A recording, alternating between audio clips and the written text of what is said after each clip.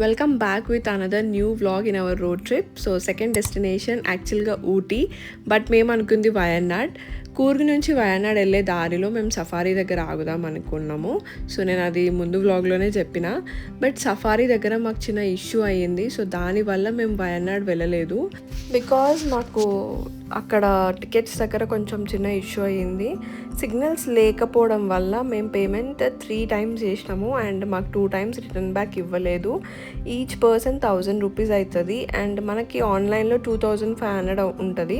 But ఆన్లైన్లో మనం pre book చేసుకోవాలి, బిఫోరే బుక్ చేసుకోవాలి. సో మాకు అంత టైం లేదు కాబట్టి మేము ఆఫ్లైన్ చూస్ చేసుకొని ఆఫ్లైన్లో తీసుకున్నాము. బట్ మాకు 2 times ఎక్స్ట్రా పేమెంట్ అవ్వడం వల్ల మాకు కొంచెం ప్రాబ్లం అనిపించింది. అప్పటికప్పుడే చూసుకోలేదు మేము, సఫారీ అంతా అయిపోయాక వచ్చే దారిలో చూసుకున్నాము పేమెంట్ కూడా సక్సెస్ఫుల్ అయింది అని. సో మేము వాళ్ళని అడిగాము, అది అవ్వదు అని అన్నారు చాలా వరకు. బట్ ఒక లెటర్ రాసి ఇంకా ప్రాసెస్ అంతా చేస్తే అవుతుంది అని చెప్తే ఇంకా సరే అనుకున్నాము. అదంతా పక్కకు పెడితే మేము సఫారీ అయితే మంచిగా ఎంజాయ్ చేసినాము.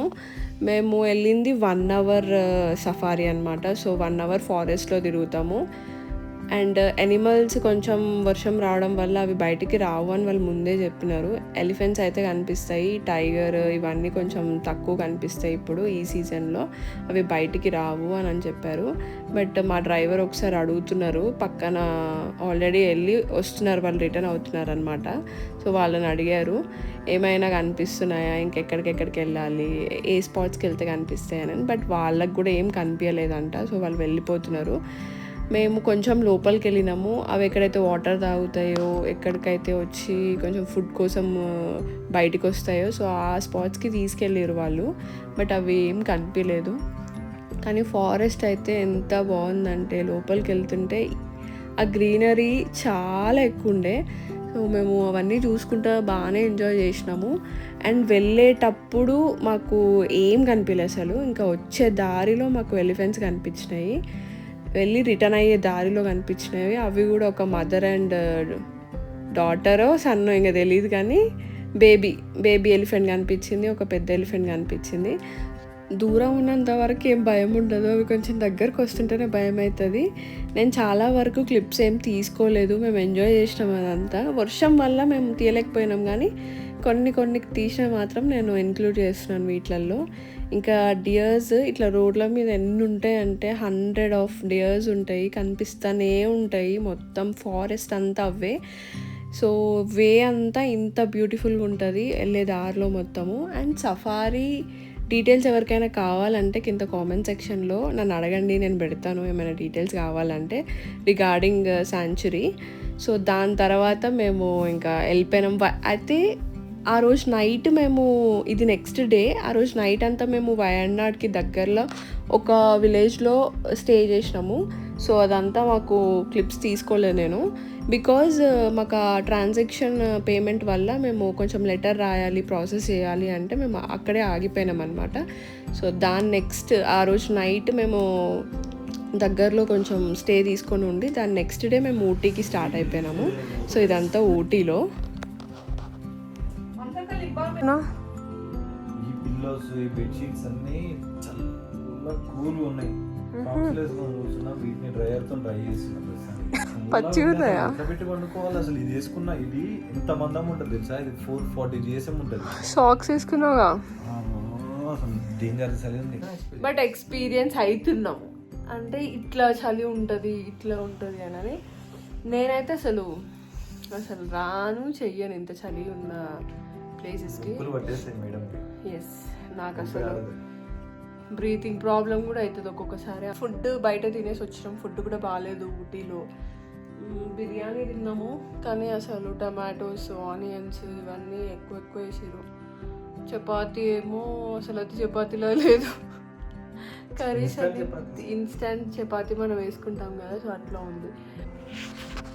వీళ్ళ కలెక్షన్ మాత్రం బాగుంది, వింటేజ్ కలెక్షన్, బైక్స్, కొన్ని ఐటమ్స్ అన్నీ పెట్టుకున్నారు మంచిగా. సో నేను అవన్నీ వీడియో తీసుకున్నాను, అన్నీ బాగున్నాయి. బట్ రూమ్ మాత్రం బాగాలేదు అంటే మాకు స్పేషియస్గా అనిపించలేదు. 3 members మేము బుక్ చేసుకున్నాం. మేము పెట్టిన అమౌంట్కి అసలు అది వర్త్ కాదనిపించింది, మేము పెట్టిన బడ్జెట్కి. అండ్ బయట ఇట్లా ఏరియా అంతా బాగుంది, రిసెప్షన్ ఏరియా ఇవన్నీ బాగున్నాయి, బట్ మాకు ఇచ్చిన ఫెసిలిటీస్ మాత్రం బాగాలేవు. అక్కడ ఉన్న చల్లదనానికి వాళ్ళు హీటర్లు పెట్టకుండా ఎట్లా, అసలు కష్టం అక్కడ ఆ సీజన్లో వచ్చిన వాళ్ళందరికీ. మేబీ సమ్మర్లో బాగుంటుందేమో కానీ వింటర్లో మాత్రం ఇట్లా రైనీ సీజన్లో మాత్రం కష్టం. అండ్ వింటేజ్ కలెక్షన్ అయితే చాలా బాగుంది వాళ్ళ దగ్గర. సో వుడ్ రూమ్స్ ఉన్నాయి. నేను కింద డీటెయిల్స్ ఇస్తాను, అసలు ఏ హోటల్ స్టే గురించి నేను డీటెయిల్స్ స్క్రీన్ మీద మెన్షన్ చేస్తాను. చూడండి ఒకసారి, మీరు రివ్యూ చూసుకొని రండి ఒకవేళ ఎవరైనా వచ్చేది ఉంటే. అండ్ ఊటీలో మేము 2 days ఉన్నాము, 1 night 2 days అనమాట. వచ్చేటప్పుడు ఊటీ అంతా వాటర్ ఫాల్స్ ఇవన్నీ చూసుకుంటూ వచ్చినాము, కానీ మాకు అంత అనిపించలేదు. బట్ వెళ్ళేటప్పుడు మాకు కొంచెం ఎండ వచ్చినట్టు వచ్చింది, సో అప్పుడు బాగుంది. అండ్ వెళ్ళే దారిలో కూడా tea plantations and chocolate factories ఇవన్నీ ఎక్కువ కనిపించినాయి. సో ఒక దగ్గర ఆగినాం కూడా. సో హోటల్లోనే మేము స్టే చేసిన హోటల్లోనే బ్రేక్ఫాస్ట్ చేసుకున్నాము. దాని తర్వాత మేము అక్కడ నుంచి స్టార్ట్ అయిపోయినాము. మేము ఊటీలో చూసింది ఒక వాటర్ ఫాల్స్, నేను మెన్షన్ చేస్తే స్క్రీన్ మీద, నాకు అంత గుర్తులేవు. సో వాటర్ ఫాల్స్ చూసినాము. దాని తర్వాత factory, chocolate factory, tea factory, మన టీ ఎట్లా తయారవుతుంది, సో అవన్నీ చూసినాము. యాక్చువల్లీ ఊటీ హిల్ స్టేషన్ కాబట్టి పైకి వెళ్ళే కొద్దీ మనకి వ్యూస్ ఇట్లా కనిపిస్తూనే ఉంటాయి. ఆ విలేజ్, ఆ ఇల్లులు ఒక సీనరీ లాగా కనిపిస్తుంది పైనుంచి. చాలా వ్యూ పాయింట్స్ ఉంటాయి, ఆపుకొని చూడొచ్చు. అండ్ మేము దాని తర్వాత బెంచ్ మార్క్ చాక్లెట్ ఫ్యాక్టరీకి వెళ్ళినాము. సో దాంట్లోనే మళ్ళీ టీ ఫ్యాక్టరీ కూడా ఉంటుంది. Farmers carefully harvest ripe cocoa pods by hand, ensuring the selection of premium quality beans. After harvesting, the beans undergo fermentation and drying, essential processes that develop the rich flavors characteristic of fine chocolate. Once the beans arrive at our factory, we meticulously roast them to enhance their unique flavor profiles. Post-roasting, the beans are cracked and winnowed to separate the nibs from the shells, isolating the purest part of the cocoa. These nibs are then ground into a fine paste known as cocoa mass or cocoa liquor, the foundation of our chocolate creations. Through pressing, we separate the cocoa mass. అట్లా display చేస్తూ వాళ్ళే చెప్తారు process అంతా ఎట్లా చేయాలి అని అనేది. So అదంతా అయిపోయినాక నెక్స్ట్ టీ ఫ్యాక్టరీ. సో ఇదంతా టీ లీవ్స్ని వాళ్ళు డ్రై చేస్తారు ఫస్ట్. సో ఇక్కడ కూడా ఫస్ట్ ప్రాసెస్ నుంచి లాస్ట్ ప్రాసెస్ వరకు ఎట్లా ఏంది అనేది అక్కడ మనకి ఉంటుంది బోర్డ్ అంతా, ఏంటి ఎలా అని. అండ్ హిస్టరీ ఆఫ్ టీ ఇట్లాంటివన్నీ వాళ్ళు మధ్యలో పెడుతూనే ఉంటారు. ఇఫ్ ఇంట్రెస్టెడ్ మనం చూసుకొని చదువుకోవచ్చు. అండ్ మనకి టీ పౌడర్ ఎలా వస్తుంది అండ్ ఎంత డిఫరెంట్ టైప్స్ ఆఫ్ టీస్ అని అన్నీ వీళ్ళ దగ్గర ఉన్నాయి.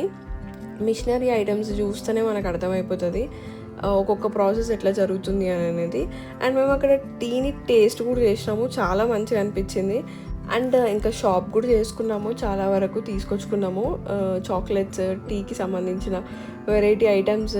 టీ లవర్స్ అయితే ఇంకా ఫ్యాన్ అయిపోతారు అడిగి పోయినాక, అంత బాగున్నాయి ఐటమ్స్ అన్నీ. మేము అక్కడ టేస్ట్ చేయడానికి వాళ్ళే ఇస్తారు ఫ్రీగా, అక్కడ ప్రొవైడ్ చేస్తారు. అందరు ఎవరు వచ్చినా కానీ డిఫరెంట్ టైప్ ఆఫ్ ఫ్లేవర్స్ వాళ్ళు మనకి ప్రొవైడ్ చేస్తారు. సో దాన్ని బట్టి మనం తాగొచ్చు. Masala, black tea and normal tea, ఇట్లా డిఫరెంట్ టైప్స్ ఆఫ్ టీస్ ఉంటాయి. సో అక్కడ మేము కూడా టేస్ట్ చేసినాము, మాకు కూడా మంచిగా అనిపించాయి. మేము చాలా వరకు షాప్ చేసుకొని తెచ్చుకున్నాము.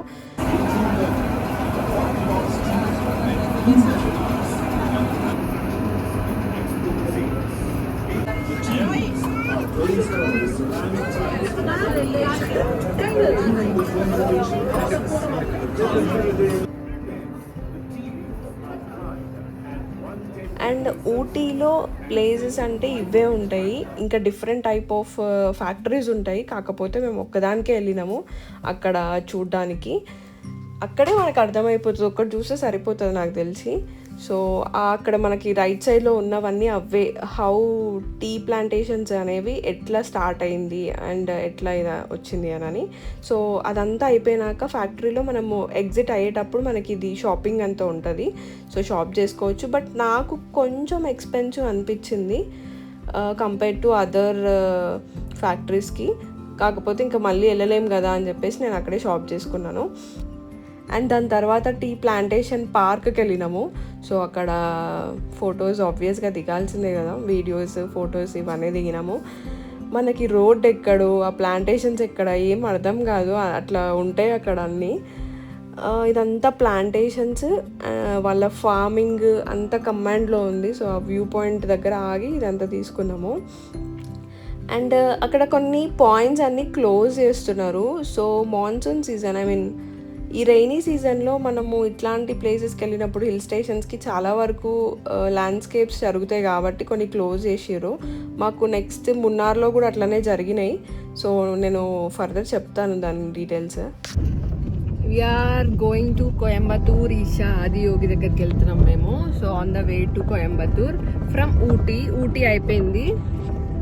ఈ కోయంబత్తూర్ రీచ్ అవుతున్నాం ఇంకా కాసేపట్లో అన్నప్పుడు మేము లంచ్ బ్రేక్ తీసుకున్నాము. బికాజ్ ఏదైనా మంచి ప్లేస్ కనిపిస్తే మేమే ఫుడ్ ప్రిపేర్ చేసుకొని తిందాం అనుకున్నాం.